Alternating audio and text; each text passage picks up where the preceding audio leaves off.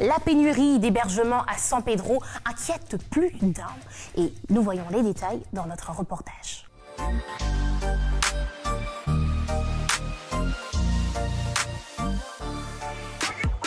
San Pedro, situé au sud-ouest de la Côte d'Ivoire, est l'une des 5 villes qui accueillera les amoureux du football lors de la prochaine Coupe d'Afrique des Nations. À quelques semaines du coup d'envoi, la pénurie de logements se fait sentir à San Pedro.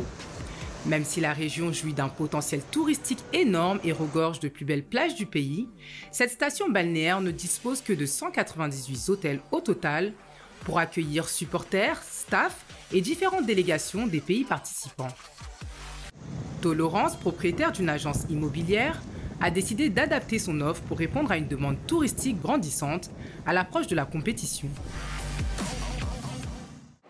Ce que tu vas faire, il faut appeler Léonard, il faut lui dire la résidence est déjà prise, que c'est pas la peine. Tu t'excuses, voilà, dis que la résidence est déjà prise, qu'on ne peut plus prendre quelqu'un dans la résidence, c'est tout. Et que le client a pris pour 2 jours. Laurence possède 8 appartements meublés à San Pedro et Grand Bérébi, qui sont tous déjà complets. En ce jour de match amical des éléphants, elle accueille son tout premier client qui séjournera 3 jours dans sa résidence. On est arrivé à San Pedro. Déposez la valise, on va vous faire visiter rapidement. Voilà. Ici, vous avez la terrasse qui mène sur la cuisine. Juste pour prendre un peu d'air. Laurence loue ses résidences à la nuitée entre 30 000 francs CFA pour un studio et 200 000 francs CFA pour une villa avec piscine. L'arrivée de la CAN est une aubaine pour cette chef d'agence. Il faut dire que l'arrivée de la CAN est une occasion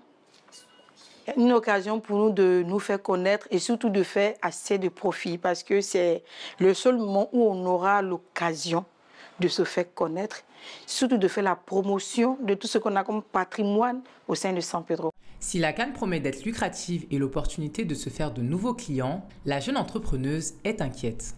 Pour être honnête avec vous, l'offre n'y est pas. C'est pour ça qu'on y travaille à tous les niveaux, que ce soit au niveau de tous les agents immobiliers, que ce soit au niveau du ministère du Tourisme. On essaie tous ensemble de s'entendre pour avoir le maximum de résidences parce qu'il faut dire la vérité, nos hôtels ne pourront pas tenir. En guise de renfort, la ville s'est dotée d'une cité CAN de 32 villas de 5 pièces étalée sur 6,8 hectares. Cette cité servira à accueillir en premier lieu les équipes participantes.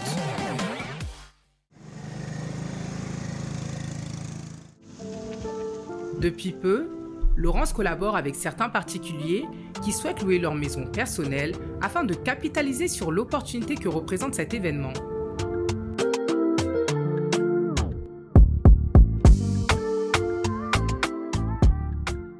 C'est le cas de Nicole Montelli, propriétaire de cette maison écologique où tradition ancestrale africaine et ville balnéaire se marient parfaitement.